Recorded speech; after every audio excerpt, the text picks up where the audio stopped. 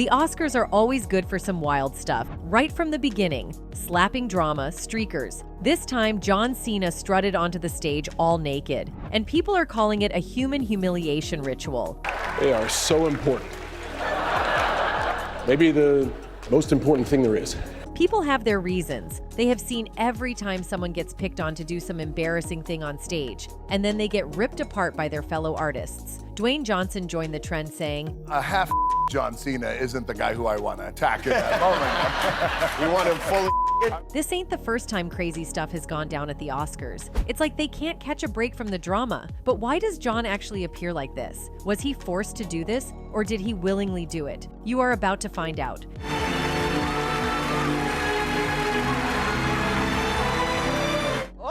Richard! Oh, wow! Now, it looks like John has had it up to here with all the nonsense. Word is he's not too pleased about being roasted for something he wasn't even prepared to do. Can't blame the guy for wanting to dodge the embarrassment bullet, right? John Cena's naked stint at the 2024 Oscars might have had everyone in stitches, but there's more to it than just him being the punchline of a joke. The ex-WWE wrestler boldly strutted onto the stage on Sunday night, rocking nothing but the costume designer award envelope strategically placed to cover the essentials, giving viewers quite the eyeful. Turns out, Cena's grand entrance was a nod to Oscars history, sparked by host Jimmy Kimmel recalling the legendary streaker who crashed the 1974 ceremony. Tonight is the 50th anniversary of what used to be the craziest moment in Oscar history. At the 46th Academy Awards, the show's host, actor David Niven, was in the middle of introducing Elizabeth Taylor, who was about to present the award for Best Picture. Suddenly, a stir rippled through the audience as a naked man sprinted onto the stage behind the British star, leaving everyone in a mix of both delight and shock. Well, ladies and gentlemen, that was almost bound to happen. But isn't it fascinating to think that probably the only laugh that man will ever get in his life is by stripping off and showing his shortcomings? Niven joked. The seemingly impromptu streaking incident has fueled much speculation. Some argue that the streaker's brief time in the spotlight was orchestrated by Oscars producer Jack Haley Jr., with the suggestion that Niven had scripted the one-liner beforehand. However, in the aftermath of the streaking debut, Opal, the streaker, appeared on the Mike Douglas show, asserting, "Nobody believes that it wasn't set up." On the other hand, Niven's son, Jamie, disagreed, telling the New York Times in February 2023, No, that was spontaneous." Now the burning question, how does one manage to sneak into the Oscars, infiltrate behind the scenes, and strip down on live television without getting caught? Opal spilled the beans, claiming he breezed through the security checkpoint with a borrowed press pass, cleverly concealed himself in the scenery, and then shed his jumpsuit for the grand reveal. Quite the daring escapade. I remember when that happened, and streaking was a part of our world. I mean, you actually had to worry that somebody might come through your world suddenly. The streaker causing a stir at the 1974 Oscars was none other than photographer Robert Opal, who seemed to bear it all as a form of protest. Opal's nephew, Robert Opal, shed light on the situation, describing it as a social comment when speaking to EW in 2018. Following this headline-making incident, Opal delved into the art scene, establishing a queer-centered art gallery called Fayway Studios in 1978 in San Francisco. Not one to shy away from making a statement, Opal also streaked through a Los Angeles City Council meeting, disrupting a debate on outlawing nudity on public beaches. Unfortunately, Opal's life took a tragic turn in 1979 when he lost his life during an attempted robbery in San Francisco. However, people of the industry kept ridiculing him, and the same thing is now happening to John Cena. John Cena, despite not scoring any major award nominations last night, kicked off the bit with a hint of reluctance. He initially urged Jimmy Kimmel, the host of the evening ceremony, to go through with the bit without him. Cena emphasized, "The male body is not a joke." Kimmel, with his characteristic humor, fired back, "Mine is?" Cena then walked across the stage with the envelope covering his 16-time world champion winning private parts to remind the assembled crowd of how important costumes are, before adding that he can't open the envelope without revealing himself to the crowd and everyone at home. This incident caused a frenzy in social media, calling it a ritual. Controversial social media influencer Andrew Tate made a bold claim in his recent podcast episode on Rumble, suggesting that WWE legend John Cena's nude appearance at the Oscars on Sunday night was part of a humiliation ritual. According to Tate, Cena may have entered into some form of initiation after allegedly selling his soul, leading to engaging in public acts meant to be embarrassing. Not only did Cena walk onto the stage in the buff, but he also sported a sizable dress, more akin to a toga, adding another layer of intrigue to the already attention-grabbing moment. I want to make something clear. I was saying this morning about how John Cena was doing his humiliation ritual at the Oscars to satisfy his gay paymasters, and some people were saying, oh, maybe he is promoting his movie, Tate said. I don't care what movie I make. You cannot convince me to do that. You cannot convince me to do something fruity or weird. It doesn't matter what movie I am in. I won't do it because my principles are too strong. So to say he is only promoting a movie is still agreeing with me, because you are saying he did it to promote his movie for money, because he sold his soul to his gay paymasters. While John Cena has kept mum about his eyebrow-raising Oscars moment, he took to Instagram shortly afterward, sharing a cryptic post that got fans speculating. The post includes a still from Ridley Scott's 2012 film Prometheus, featuring the iconic alien character known as the Engineer. This enigmatic move has only intensified the buzz surrounding Cena's attention-grabbing stunt. In an interview with Variety, Rob Mills, the executive VP of unscripted and alternative entertainment at Walt Disney Television, shed light on the meticulous planning behind Cena's nude appearance. Mills disclosed that the team went through thorough preparations in a closed room to avoid any leaks. To minimize risks, Cena was strategically styled to resemble a Ken doll, adding an extra layer of intrigue to the behind-the-scenes details of this headline-grabbing Oscars moment. According to Rob, John Cena's daring Oscars appearance required careful consideration to comply with Federal Communications Commission rules for live television. Mills detailed that Cena's crack was discreetly covered in the back, and the envelope was Velcro-ed on to prevent any mishaps. However, Cena was indeed in the buff beyond that. Mills explained that adherence to FCC regulations, which include restrictions on visible bulges and exposed cracks, was a significant concern. The potential for fines and complaints heightened the stakes, creating a delicate balance between comedy and compliance. Molly McNerney, an executive producer of the Oscars ceremony, mentioned that standards and practices executives were sweating during this process. Ultimately, the team reached a compromise that satisfied everyone, ensuring both compliance with regulations and the comedic essence of the moment. When Cena emerged on stage with only the envelope, social media erupted with discussions about the extent of his clothing. McNerney expressed her satisfaction, stating, "Maybe it's not what the FCC's standards and practices team wanted. That's definitely what I want." The 2024 Oscar for Best Costume Design was awarded to Holly Waddington for Poor Things, and the trophy was presented by none other than John Cena.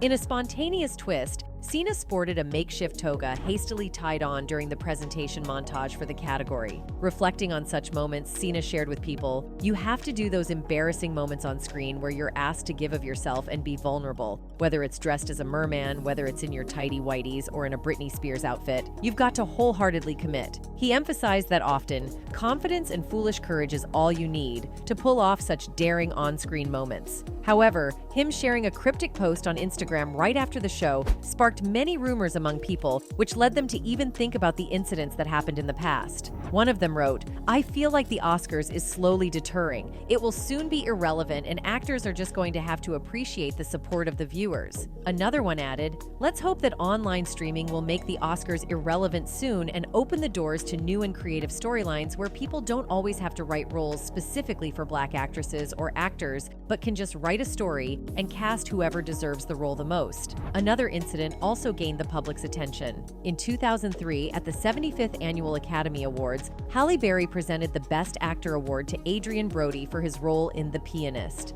The ceremony took an unexpected turn when Brody deviated from the customary acceptance speech. Instead of delivering a typical thank you, he surprised everyone by grabbing Halle Berry's head and planting a kiss on her lips before leaving the stage.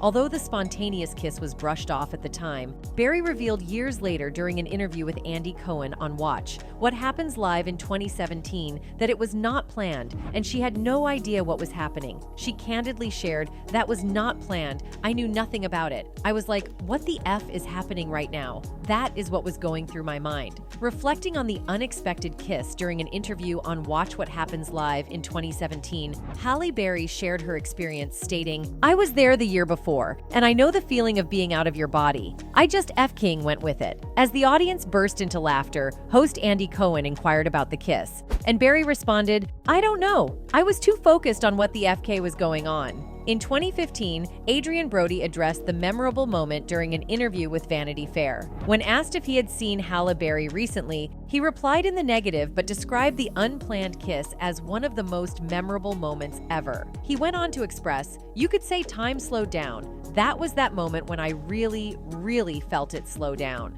As the kiss concluded, the sign urging him to vacate the stage flashed insistently. Over the ensuing years, this spontaneous kiss emerged as one of the most memorable moments in the history of the esteemed awards ceremony. Remarkably, it earned a spot among the favorite Oscars moments when the Academy Awards uploaded it to their official YouTube channel a decade and a half ago. What was going through your mind when Adrien Brody kissed you at the Oscars? Was that planned? No, that was not planned. I knew nothing about it. The audience embraced the unpredictability and the passion shared between the two actors, despite Berry explicitly expressing her lack of awareness during the moment. It was evident that she hadn't been given the opportunity to consent or prepare for the unexpected kiss. One person commented, "Yeah, shouldn't have kissed her without asking. She's not a prize. Halle Berry was a class act about it, but that was not cool at all." Another one added, "Halle was upset by the kiss. She wasn't aware or consenting to it, and she's come out to say that she felt like she just had to go with it. Was an entitled and predatory move. Inappropriate and above all, A." So this is how the public described the incident. This is not it. It is also theorized that Oscar also plays a crucial role in cracking celebrities' careers. The Oscars curse appears to have cast a wide net, ensnaring a notable array of actors, from Hattie McDaniel to Morgan Freeman. Strikingly, the coveted Oscar accolade hasn't proven auspicious for many Black actors. The Academy's inclination towards gravitas in performances, often associated with so-called Oscar bait projects, tends to overshadow the inherent artistry of comedic acting. Even within serious roles, Black actors find themselves confined to portrayals of slaves, individuals in feminine attire, or characters enduring oppression, a restrictive and narrow representation that persists within the industry. Turn the heat up. Back there it's nice and warm, but over here, ooh, it's cold as hell and freezing. This is very nice. To begin with, it's noteworthy that Eddie Murphy has garnered just one Oscar nomination, specifically for his role in Bill Condon's musical Dreamgirls. Interestingly, Murphy has openly acknowledged in interviews that he might not have invested the same level of effort in that film as he typically does in his comedic roles. One of the greatest, funniest people of all time was George Carlin, and he received this award posthumously. A performance that still undergoes critical scrutiny in hindsight is Eddie Murphy's work in The Nutty Professor, where he employed makeup and prosthetics to portray the entire Clump family. This technique was similarly applied in the Coming to America films, notably in the iconic barbershop scene. Hey, I ain't saying clean bad. I'm just saying I stopped liking Cash Clay. During a conversation with Coming to America director Craig Brewer on the Real Blend podcast, we brought up Murphy's repeated snubs by the Academy, and Brewer shared his insights on why this pattern persists. He said, "It really bothers me, and I feel that it's even more stilted against Eddie because the problem that I think people have with Eddie is that they think that it's easy for him. I'm sure there are many things in Eddie's life that feel easy, but what people don't know is what I see, which is him sitting in his chair, in makeup, he's putting on music, he's getting into a place, he's rehearsing these lines. You see him where he doesn't fool around on set. When you're in between takes, he goes to his chair and you see him get into this trance where he is working and working and working. There's craft there. And I worry that people think that like, oh, well, Eddie's just showing up and being funny like he's always done. And that's just not true. Yes, he's showing up and being hilarious, but it's not like he's just flipping a switch. Fans believe that it's indeed an unjust evaluation of comedians. And Eddie Murphy is not the sole funny individual to be overlooked due to the Academy's reluctance to fully recognize comedic talents. One person wrote on the internet, "No one ever said Hollywood had morals. The award bit is true. The 1995 movie Heat had one of the most realistic gunfights ever filmed, and it didn't even get a nomination for the Oscars." Another one added, "For award shows, it's also about campaigning and which studio will spend the most money to wow the jury, like Weinstein famously did. And you didn't talk about the problem concerning child actors. Craig Brewer highlighted the year when Kevin Kline won the Best Supporting Actor award for A Fish Called Wanda as an example. But for every such victory, numerous outstanding comedic performances, like those by Kristen Wiig or Jim Carrey, are unfortunately excluded from the Oscar race. I knew that we were going to have that as well, because you're seeing people that you haven't seen in a long time. I mean, I even remember doing like this push-in on Arsenio Hall. Craig Brewer has articulated the perspective that when conversing with dramatic actors or actresses, a shared sentiment often emerges. According to him, comedy poses a more significant challenge due to its absence of immediate feedback, such as laughter in the room, necessitating a quiet atmosphere. Comedic performances demand a profound grasp of timing and the capacity to connect with an audience that isn't physically present. Brewer believes that comedy often requires a higher level of awareness and craftsmanship, depending on the material, in contrast to some dramatic roles where characters may rely on more straightforward emotional expressions, making them comparatively easier to portray. Make these films so great. The comedy is funny because the drama's real. And I think that at the end of the day, Coming to America is about family, especially this one.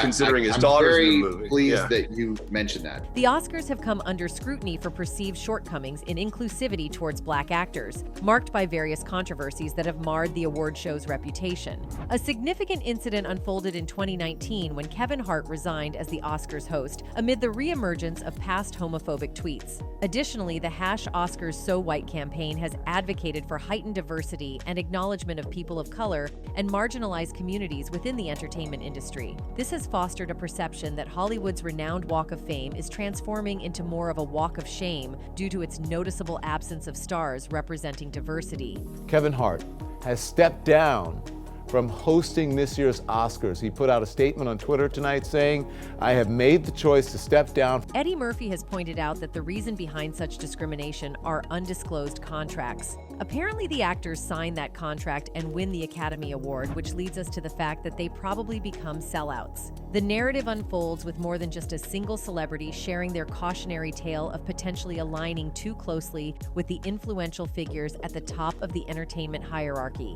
It's a chorus of voices led by Denzel Washington. Rather than immediately outing the prominent figures, Washington initiated the conversation by critiquing his colleagues in the industry for what he perceived as their misguided sense of self-importance. People say, oh, the difficulty of making a movie. I'm like, send your son to Iraq. That's difficult. It's just a movie. It's like, relax. Denzel Washington has voiced his perspective on the current era, noting a growing weariness towards what he terms as the woke Hollywood elites. According to Washington, these individuals often come across as self-righteous and superior. He criticized those in the industry who use the stage for self-congratulation and to dispense life guidance while residing in opulent mansions. Despite this criticism, Washington stands out as an example of someone who prioritizes meaningful values in life. He contrasts with what he perceives as the behavior of some colleagues in the entertainment industry. Despite winning an Oscar, Washington doesn't downplay the filmmaking process, expressing a view that making movies is not exceptionally challenging compared to other occupations,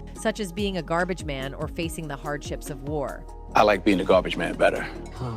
But they weren't bad jobs. It's like people say, oh, the difficulty of making a movie. I'm like, send your son to Iraq. That's difficult. Similar to Eddie's and Denzel's willingness to address the industry's shortcomings, other celebrities have also spoken out about peculiar occurrences within the entertainment world. One such individual is Cat Williams, who took a more direct approach to shedding light on issues within the industry. The comedian recently made pointed comments about his industry peer, Jamie Foxx, suggesting that Foxx may have compromised his integrity for the sake of an award. But that's only part of what Williams had to say about the actor. Around a decade ago, during a performance in Los Angeles, Cat Williams openly discussed a rumor regarding Jamie Foxx's orientation. He straightforwardly stated, "Who's gay? Jamie Foxx." Williams even went as far as to mention a name, claiming, "I can even tell you the name of the dude he F. His name is Marcus Anthony. He's the only dude signed to Jamie Foxx's label." I know all the comedians and actors' secrets.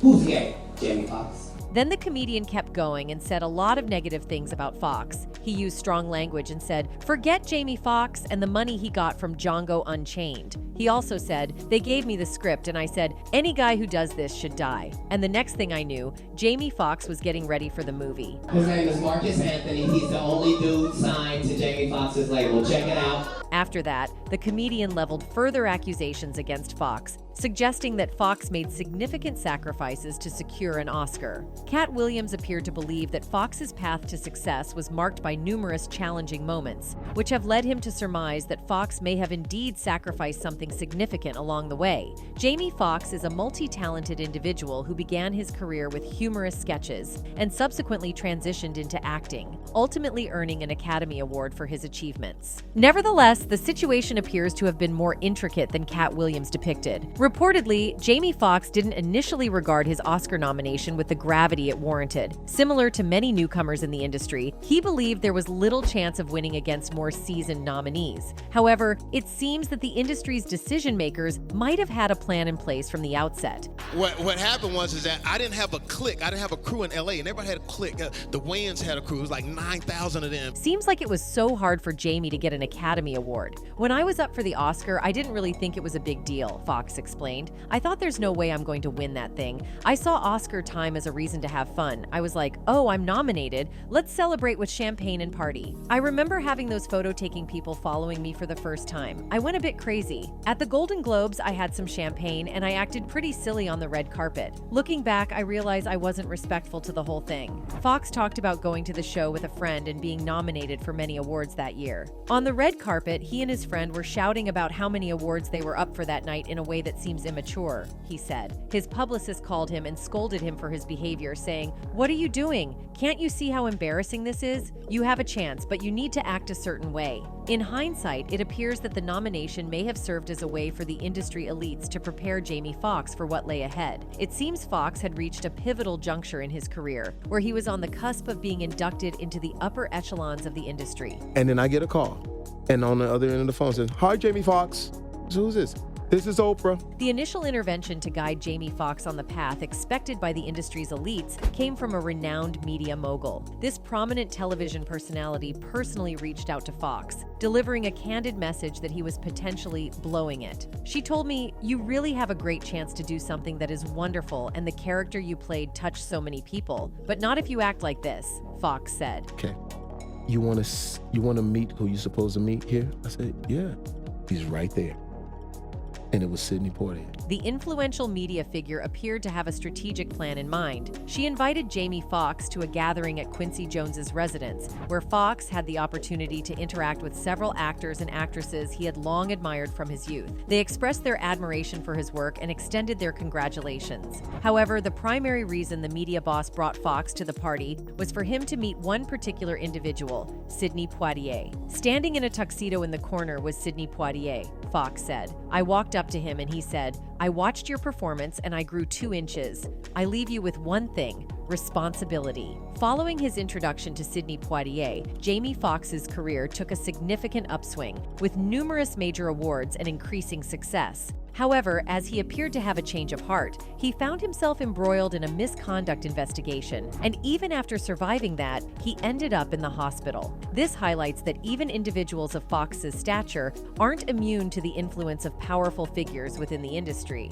Every time there's success, you have to be prepared for the darkness, because you can't have sunshine without darkness. So it's always this balance. A similar narrative can be observed in the case of the legendary singer Whitney Houston, who transitioned into the film industry. While most recognize Whitney Houston as one of the greatest singers of all time, her foray into acting is less well known. In 1992, she starred alongside Kevin Costner in the immensely popular romantic drama The Bodyguard.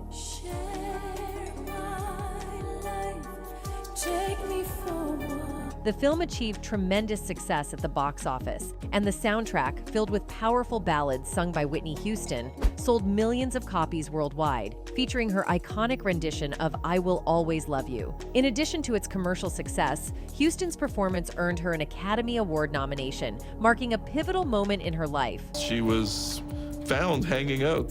Several media people spotted her at the bar getting hammered. Houston was seen skipping around a ballroom and doing handstands near the hotel pool. Following her Oscar nomination, Whitney Houston's career reached new heights. However, her failure to secure the award appeared to coincide with a tumultuous period in her life. Reports emerged of her engaging in peculiar behavior, such as getting intoxicated at her hotel and even doing handstands. It was further alleged that she took a more perilous turn later on, with claims of deliveries to her hotel. Is it pills? It has been. At times. All? At times.